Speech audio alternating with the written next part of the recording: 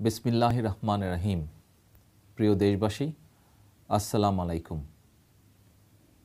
আমাদের দেশ আজ এক গভীর অনিশ্চয়তায় নিমজ্জিত। আপনারা ভালো আছেন এই প্রত্যাশা যেন নিছকই এক আনুষ্ঠানিকতা। মত প্রকাশে সরকারি হস্তক্ষেপ, হয়রানি, দমন পীড়ন এবং জনমনে সর্বোপরি অশান্তি আজ এমন এক মাত্রায় পৌঁছেছে যে আমি আশঙ্কা করি বাংলাদেশের অধিকাংশ মানুষই হয়তো আজ আর আন্তরিকভাবে বলতে পারেন না যে আমরা ভালো আছি। প্রিয় দেশবাসী, নানান পালাবদল থাকলেও রাজনীতি হচ্ছে মৌলিকভাবে মানুষ কেন্দ্রিক। আমি, আপনি, আপনারা, আমাদের সকলেই রাজনৈতিক বিশ্বাস আছে। রাজনীতিতে আমরা হয়তো কেউ সরাসরি যুক্ত বা কেউ কোনো সংগঠন বা আদর্শকে সমর্থন করি। আমাদের সবারই নিজেদের মতো করে রাজনৈতিক মতামত আছে। হতে পারে সেই মতামতগুলো ভিন্ন ভিন্ন ও স্বতন্ত্র, কিন্তু রাজনৈতিকভাবে আমাদের সবার মাঝে যে মিলটি রয়েছে তা হচ্ছে আমাদের চিন্তা ও চেতনায় রয়েছে এই দেশের মানুষ। দেশের কল্যাণের উপায় নিয়ে আমাদের নিজেদের মাঝে ভিন্ন মত থাকতেই পারে, কিন্তু দেশের অস্তিত্ব নিয়ে কোনো ভিন্ন মত থাকতে পারে না। আজ অত্যন্ত দুঃখজনক হলেও সত্য, চলমান রাজনীতিতে যেন দেশের এই অস্তিত্বকে ঘিরেই বিভাজন সৃষ্টি হয়েছে। বাংলাদেশের স্বাধীনতা সার্বভৌমত্বের যে সংজ্ঞা আমরা চিরকাল জেনেছি, ক্ষুদ্র একটি রাজনৈতিক জনসমষ্টি নিজেদের স্বার্থে আজ সেই সংজ্ঞাকে বদলে ফেলেছে। প্রতিবেশী যে রাষ্ট্রের সাথে আমাদের সম্পর্ক হতে পারে স্বাভাবিক, ভিত্তি হতে পারে পারস্পরিক মঙ্গল ও সমঝোতা, সেই সম্পর্ককে ব্যক্তিগত সংকীর্ণ স্বার্থে ব্যবহার করে সেই রাজনৈতিক জনসমষ্টি আজ জনমতকে বৃদ্ধাঙ্গুলি দেখাচ্ছে। গণতন্ত্রের পালাবদলে একসময় আজকের এই জনবিচ্ছিন্ন আওয়ামী লীগ ক্ষমতায় গিয়েছিল। ক্ষমতায় যাওয়ার সেই প্রক্রিয়া প্রশ্নবিদ্ধ হলেও গণতন্ত্রের স্বার্থে আমরা সেই প্রক্রিয়াকে মেনে নিয়ে বিরোধী দলে গিয়েছিলাম। কিন্তু গত 5 বছরে দেশের সম্পদের অভূতপূর্ব লুণ্ঠন, দেশের স্বাধীনতা সার্বভৌমত্বের ন্যাক্কারজনক বিনাশ আর রাজনৈতিক বিরোধী ও সমালোচকদের নজিরবিহীন দমনের মাধ্যমে আওয়ামী লীগ প্রমাণ করেছে তাদের ক্ষমতা লাভের সেই প্রক্রিয়া প্রকৃতপক্ষেই কলঙ্কজনক ছিল। বাংলাদেশ জুড়ে আজ চলছে এক গভীর রাজনৈতিক সংকট। জনবিচ্ছিন্ন আওয়ামী লীগের উপর বিক্ষুব্ধ হয়ে আছে দেশের মানুষ। জনসমর্থন ও আত্মবিশ্বাস শূন্যের কোঠায় পৌঁছানো আওয়ামী লীগ সরকার গণমানুষের ইচ্ছাকে তাদের হীন রাজনৈতিক স্বার্থের মুখোমুখি দাঁড় করিয়েছে। রাষ্ট্র পরিচালনায় ব্যর্থতা, রাজনৈতিক গুম খুন, সাংবাদিক নির্যাতন ও হত্যা, নতজানু পররাষ্ট্রনীতি, ধর্মপ্রাণ নাগরিকদের গণহত্যা আর দুর্নীতির স্থানীয় ও আন্তর্জাতিক সব অভিযোগের মুখে মানুষ প্রতিটি পদে পদে এই সরকারের উপর অনাস্থার কথা জানিয়ে দিয়েছে। রাষ্ট্রযন্ত্র দ্বারা নিয়ন্ত্রিত স্থানীয় নির্বাচনগুলোয় প্রতিকূল পরিস্থিতিতেও বিএনপি প্রার্থীদের ব্যাপক বিজয়ের মধ্যে দিয়ে দেশের মানুষ আওয়ামী লীগ এবং আওয়ামী লীগের নির্বাচনী অবস্থান দুটোকেই দৃঢ়ভাবে প্রত্যাখ্যান করেছে। এর ফলে সৃষ্ট অচলাবস্থায় মানুষের মনে স্বাভাবিকভাবেই আজ কয়েকটি প্রশ্ন উঠে এসেছে। নির্বাচনকালীন যে নির্দলীয় তত্ত্বাবধায়ক সরকার ব্যবস্থার দাবিতে আওয়ামী লীগ 173 দিন হরতাল করেছিল, 6 জন সাধারণ মানুষকে জীবন দিতে হয়েছিল, সেই ব্যবস্থার প্রতি আজ তাদের কেন এত অনীহা? সেই ব্যবস্থা বিলুপ্ত করেই ক্ষান্ত না হয়ে কেন তারা একের পর এক গণহত্যা চালাচ্ছে, বিরোধী দলের নেতাকর্মীদের গুম করেছে, অকথ্য নির্যাতন, নিপীড়ন, গ্রেফতার চালাচ্ছে? পুরো দেশ যেন আজ একটি কারাগার, যেখানে জানমালের নিরাপত্তা নেই, আছে কেবল ভীতি ও আতঙ্ক। নিরপেক্ষ নির্বাচনে অপমানজনক পরাজয় আর গণহত্যা, নৈরাজ্য, দুর্নীতি, অপশাসন সৃষ্টির দায়, বিচারের কাঠগড়ায় দাঁড়ানোর ভয় থেকেই কি শেখ হাসিনার আওয়ামী লীগের এই অবস্থান? দেশবাসীর চাওয়া পাওয়া, তাদের ইচ্ছা অনিচ্ছা, এসবের কি কোনোই মূল্য নেই? আওয়ামী লীগ কি আবারও চূড়ান্তভাবে সেই বাকশালে ফিরে যাওয়ার পরিকল্পনা করেছে, যেখানে ভিন্ন মত, ভিন্ন আদর্শ আর সমালোচনাকে রাষ্ট্রযন্ত্র দ্বারা হত্যা করা হতো? বাকশালের পরিণতি সম্পর্কে আমরা সবাই জানি। তলাবিহীন ঝুড়িতে পরিণত হওয়া এ দেশের জন্য, এদেশের মানুষের জন্য, এমনকি আওয়ামী লীগের জন্য তা ভালো ফল বয়ে আনেনি। আমাদের সবার রাজনীতি যেহেতু দেশের কল্যাণের স্বার্থেই হওয়া উচিত, তাই মানুষকে সাথে নিয়ে উজ্জ্বল সম্ভাবনার দিকে যাত্রা না করে কেন আমরা আবার সেই অরাজক অতীতে ফিরে যাব?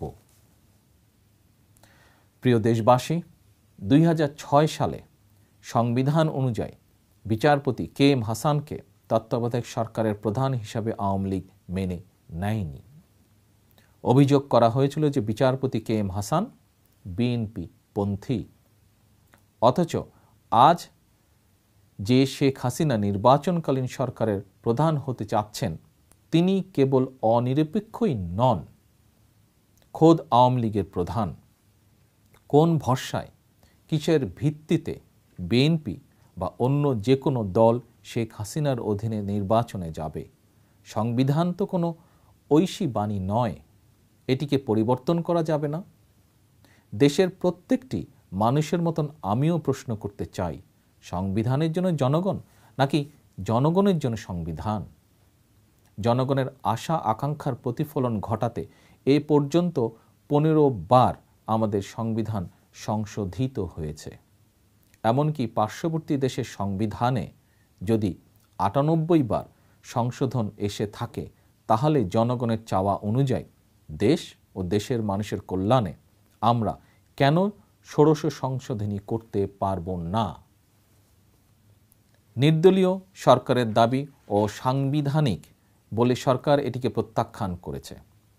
এটিই যদি তাদের যুক্তি হয়, তবে আমাদের সংবিধানের একটি সংশোধনও করা সম্ভব হতো না। আমরা পড়ে থাকতাম সেই 1972-এর গণ আকাঙ্ক্ষা বিরোধী সংবিধানে। আওয়ামী লীগ যা বলেছে তা কোনো যুক্তির কথা নয়, বরং সংসদের 2/3 আসনের আশীর্বাদ নিয়ে দেশকে অভিশাপের দিকে ঠেলে দেওয়ার অপপ্রয়াস মাত্র। প্রিয় দেশবাসী, সরকার 18 দলীয় জোটসহ সকল বিরোধী দলকে বাইরে রেখে একদলীয় প্রহসনের নির্বাচন করার ষড়যন্ত্র করছে। অথচ দেশে বিদেশে নানা জরিপ, পর্যালোচনা ও গবেষণা থেকে স্পষ্ট হয়েছে যে দেশে শতকরা 90% মানুষ তত্ত্বাবধায়ক সরকারের অধীনে অবাধ, সুষ্ঠু ও নিরপেক্ষ নির্বাচনের ব্যাপারে ঐক্যবদ্ধ। বিভিন্ন পর্যায়ের স্থানীয় সরকার নির্বাচন, নৈমিত্তিক নাগরিক অনুষ্ঠান, সংবিধান বিশেষজ্ঞদের আলোচনা, আন্তর্জাতিক প্রচার মাধ্যমের প্রতিবেদন, বহির্বিশ্বের কূটনৈতিকদের ভাষ্য, সর্বত্র প্রতিষ্ঠিত হয়েছে যে সব দলের অংশগ্রহণের মাধ্যমে একটি স্বচ্ছ ও গ্রহণযোগ্য নির্বাচন এখন বাংলাদেশের জন্য সবচেয়ে গুরুত্বপূর্ণ বিষয়। কারণ এর উপরে নির্ভর করছে আমাদের গণতন্ত্র চর্চার সর্ববৃহৎ অধিকারের তথা ভোট প্রদানের ভবিষ্যৎ। অথচ এরই মাঝে সরকার পরিকল্পিতভাবে একটি প্রহসনের নির্বাচনের দিকে এগোচ্ছে, যেখানে অর্ধেকের বেশি আসনে ইতিমধ্যে কোনো প্রতিদ্বন্দ্বী না থাকায় কোনো প্রকার ভোট ছাড়াই নির্বাচিত হয়ে গিয়েছেন 150 জনেরও অধিক সরকার সমর্থিত প্রার্থী। বাকি যেসব আসন রয়েছে সেখানেও নাম সর্বস্ব কিছু প্রার্থিতার কারণে জনগণ ভোট দেওয়া থেকে বিরত থাকবেন বলে গণমাধ্যম সমূহে প্রকাশ পেয়েছে। জনগণই সকল ক্ষমতার উৎস, সংবিধানের অন্যতম মূল ভিত্তি, আর সেই সংবিধানের দোহাই দিয়ে আওয়ামী লীগ আজ এমন একটি নির্বাচন করতে যাচ্ছে যে নির্বাচনে একে তো কোনো মানুষই ভোট দেওয়ার আগ্রহ নেই, উপরন্তু প্রার্থীহীনতার ফলে দেশের অর্ধেকেরও বেশি ভোটার চাইলেও ভোটাধিকার প্রয়োগ করতে পারবেন না। 16 কোটি মানুষের এদেশে আওয়ামী লীগকে মুক্তিকামী জনতা এমনভাবেই প্রত্যাখ্যান ও ধিক্কার জানালেন যে তারা শত চেষ্টা করেও একতরফা নির্বাচনে 300টির এমনকি অর্ধেক আসনেও কোনো প্রতিদ্বন্দ্বী দাঁড় করাতে পারেনি। এদেশের হতভাগ্য জনসাধারণকে 5 বছর অন্তর ভোটাধিকার প্রয়োগের মাধ্যমে গণতন্ত্র অনুশীলনের একমাত্র সুযোগ থেকেও তারা বঞ্চিত করতে চাইছে। গণতন্ত্রের সহস্রাধিক বছরের ইতিহাসে শতাধিক দেশের রাজনৈতিক পটভূমি পর্যালোচনা করে দেখা যায় বিশ্ব ইতিহাসে এমন প্রতারণামূলক নির্বাচন এর আগে কখনো ঘটেনি। প্রিয় দেশবাসী, বাংলাদেশে আমরা যারা গণতন্ত্রের মূল নীতিতে বিশ্বাস করি, আজ সময় এসেছে আমাদের সবার এক হয়ে 5ই জানুয়ারি নির্বাচন প্রতিরোধ, প্রতিহত এবং বর্জন করা। ব্যক্তি স্বার্থে নয়, দলীয় স্বার্থে নয়, এটি করতে হবে দেশের স্বার্থে, দেশের ভবিষ্যতের স্বার্থে, দেশের অস্তিত্বের স্বার্থে। শেখ হাসিনা বলেছিলেন যে তিনি সর্বোচ্চ ত্যাগ স্বীকার করবেন, তিনি প্রধানমন্ত্রিত্ব নয় শান্তি চান, আর সেই শান্তির পূর্বশর্ত দেশের মানুষের দাবির প্রতি সম্মান জানিয়ে পাতানো নির্বাচনের খেলা বন্ধ করা। আমি আহ্বান জানাবো, আসুন সূচনা করি আগামীর নতুন বাংলাদেশের, স্বভাবতই বিশ্বের একটি উদীয়মান অর্থনীতি হিসাবে সম্ভাবনাময় ও সমৃদ্ধ আগামীতে পৌঁছানোর পূর্ব শর্ত একটি স্থিতিশীল রাজনৈতিক ব্যবস্থা, যেখানে মানুষের অংশগ্রহণ থাকবে, গণতন্ত্রের সুষ্ঠু চর্চা থাকবে। বাংলাদেশের গত 42 বছরের ইতিহাস প্রমাণ করেছে যে এই ভূখণ্ডের মানুষ প্রকৃতপক্ষে শান্তিপ্রিয় এবং গণতন্ত্র মনা। প্রিয় দেশবাসী, শহীদ রাষ্ট্রপতি জিয়াউর রহমান তা উপলব্ধি করেছিলেন বলেই রক্তক্ষয়ী মুক্তিযুদ্ধের পর গণতন্ত্র উন্নয়ন ও বহু পথের পরিবর্তে যখন একদলীয় বাকশাল কায়েম করা হয়েছিল, তখন তিনি দেশে বহুদলীয় গণতন্ত্র প্রতিষ্ঠা করেছিলেন। পরবর্তীতে আবারও স্বৈরাচার মাথা চাড়া দিয়ে উঠলে বর্তমানে গৃহবন্দী দেশনেত্রী বেগম খালেদা জিয়ার নেতৃত্বে আমরা গণতন্ত্রকে পুনঃপ্রতিষ্ঠিত করেছি। দেশের জনগণ সেই গণতন্ত্রকে স্বাগত জানিয়েছে এবং দশকের পর দশক ধরে তা লালিত হয়েছে প্রবল আবেগ ও অনুভূতির সংমিশ্রণে। তারই ধারাবাহিকতায় আজ বিএনপির নেতৃত্বাধীন 18 দলীয় ঐক্যজোট দেশব্যাপী আন্দোলন করছে গণতন্ত্র পুনরুদ্ধারের। দেশবাসীকে সাথে নিয়ে গণতন্ত্রকে সমুন্নত রাখতে আমাদের যে আন্দোলন, তাতে অনেক নেতা, কর্মী এবং সাধারণ মানুষ প্রাণ দিয়েছেন। তাদের উৎসর্গের প্রতি শ্রদ্ধা নিবেদনের জন্য হলেও আমাদেরকে ঘরে ঘরে, গ্রামে গ্রামে, শহরে শহরে প্রতিরোধ গড়ে তুলতে হবে। আন্দোলনে শহীদ সকল ব্যক্তির প্রতি আমি গভীর শ্রদ্ধা নিবেদন করে তাদের পরিবারসমূহের প্রতি সমবেদনা জ্ঞাপন করছি। কথা দিচ্ছি, তাদের আত্মত্যাগকে আমরা বৃথা যেতে দিব না। ইনশাল্লাহ এদেশে আবারও আমরা গণতন্ত্রকে ফিরিয়ে আনব, নিশ্চিত করব উন্নয়ন ও উৎপাদনের রাজনীতি, বয়ে আনব আর্থিক ও সামাজিক অগ্রগতি। প্রিয় দেশবাসী, আমি আওয়ামী লীগের নেতাকর্মীদের উদ্দেশ্যে বলতে চাই, আপনারা আমাদেরই মতো দেশের মাটিতে দাঁড়িয়ে রাজনীতি করছেন। দেশের মানুষের মতামত ও তাদের বক্তব্য উপলব্ধি করা আপনাদের রাজনৈতিক স্বার্থেই একটি অবশ্য করণীয়। ভেবে দেখুন, দেশের সার্বভৌমত্বকে বিসর্জন দিয়ে পদে পদে আমাদের প্রাণপ্রিয় ইসলাম ও ধর্মীয় সম্প্রীতিকে রক্তাক্ত করে তত্ত্বাবধায়ক সরকারের মতো গণদাবিকে ধূলিসাৎ করে এমন লজ্জাজনক নির্বাচন কি তথাকথিত গণতান্ত্রিক দলকে মানায়? এই নির্বাচন দিয়ে মানুষের ঘৃণা ও অভিশাপ ছাড়া আপনাদের আর কি অর্জিত হবে? স্বাধীনতার সপক্ষের দাবিদার হিসাবে বর্তমান পরিস্থিতি, যেখানে আপনাদের সরকারের স্থায়িত্ব নির্ভর করে অন্য এক রাষ্ট্রের নীতির উপর, যেখানে সরকার দেশবাসীর উপরে পরাধীনতার শৃঙ্খল চাপিয়ে দেয়, সেই রাজনীতি আপনারা কি করে মেনে নেন? এ কেমন রাজনৈতিক সমর্থন, যা দেশের গভীর সংকটেও দলীয় আনুগত্যকে জাতীয় স্বার্থের ঊর্ধ্বে স্থান দিয়ে দেশের মানুষের উপরে নৃশংসতা চালায়? ইতিহাস সাক্ষ্য দেয় যে এর পরিণাম শুভ হয় না। পুলিশ, র্যাব, বিজেপি ও প্রশাসন সংশ্লিষ্ট ব্যক্তিদের মনে রাখতে হবে যে আপনারা গণপ্রজাতন্ত্রী বাংলাদেশ সরকারের কর্মী। দেশের পরিস্থিতি বা সরকারে থাকা দলের উদ্দেশ্য ও পরিকল্পনা যাই হোক, আপনারা দেশের মানুষের বিরুদ্ধে যেতে পারেন না। আপনাদের চালক আপনাদের বিবেক, আর আপনাদের চাকুরিদাতা এই দেশের খেটে খাওয়া মানুষ, যাদের কষ্টার্জিত অর্থে আপনাদের সংস্থান হয়।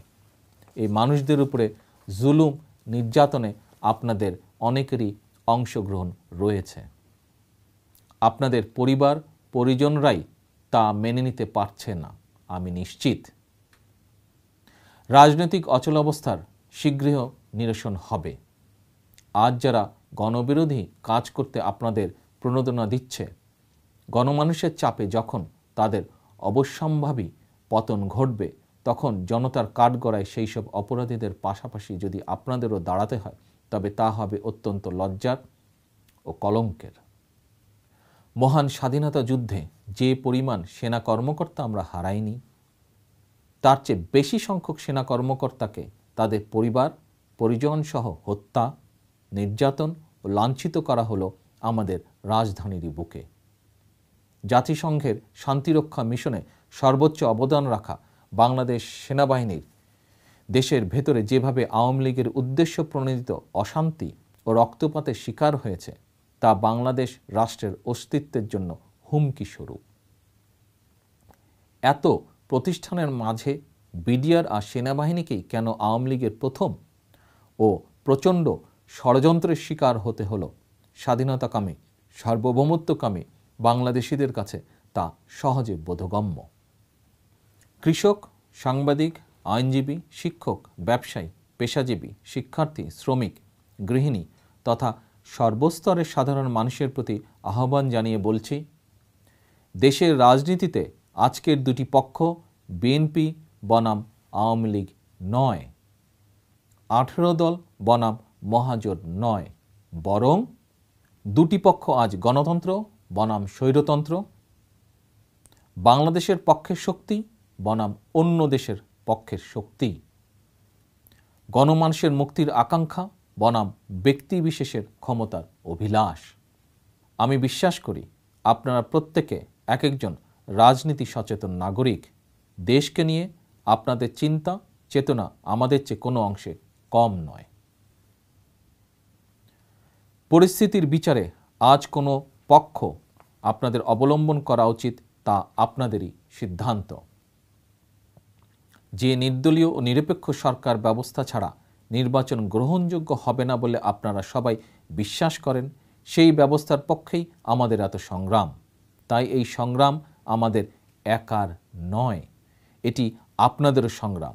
আমরা সবাই মিলে এই প্রহসনের নির্বাচন আর এই স্বৈরাচারী সরকারকে বয়কট ও প্রতিরোধ করব কিনা, তার উপর নির্ভর করছে স্বাধীন ও গণতান্ত্রিক বাংলাদেশের নাগরিক হিসাবে আমাদের অস্তিত্ব।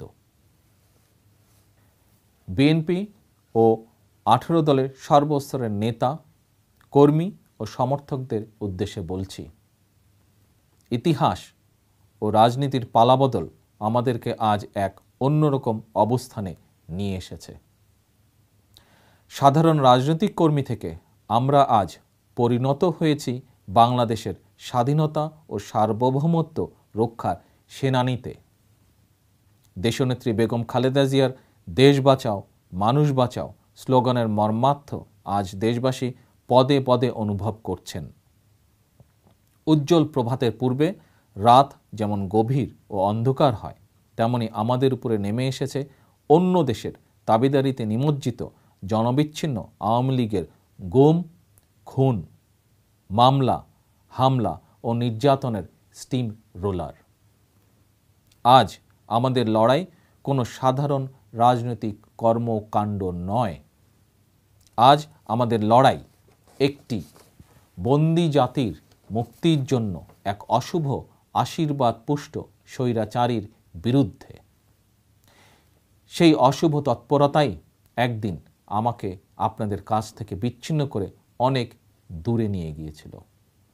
আজও শারীরিক অসুস্থতার জন্য আমি সশরীরে আপনাদের মাঝে উপস্থিত নেই, তবে আমি প্রতিটি মুহূর্ত নিজেকে আপনাদের মাঝে অনুভব করি।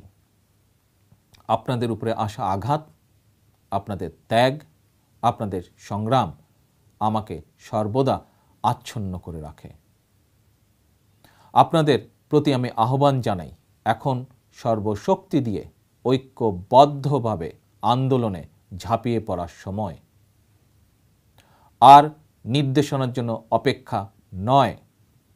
এখন থেকে লক্ষ্য একটি, সকল ক্ষুদ্র বিভাজন ভুলে গিয়ে স্বৈরাচারী সরকার আর তার প্রহসনের নির্বাচনকে যে কোনো মূল্যে প্রতিহত করতে হবে।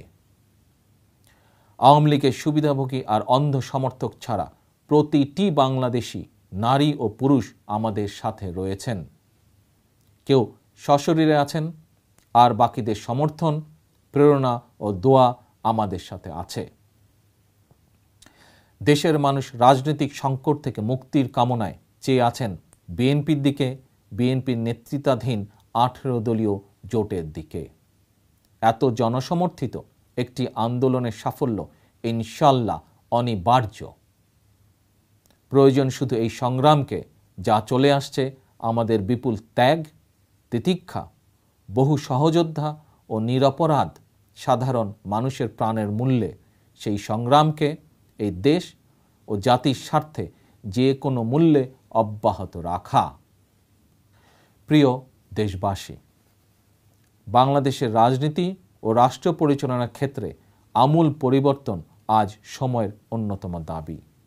সেই পরিবর্তনের মূল ভিত্তি হবে রাজনীতিতে জাতীয় ঐক্য ও আপনাদের নতুন ধারার অংশগ্রহণ। আসুন গণতন্ত্র পুনঃপ্রতিষ্ঠার আজকের আন্দোলনকে সফল করে আমরা পরিবর্তনের সেই রাজনীতির পথকে প্রশস্ত করি। বাংলাদেশ জিন্দাবাদ, বাংলাদেশ জাতীয়তাবাদী দল জিন্দাবাদ। আল্লাহ হাফেজ।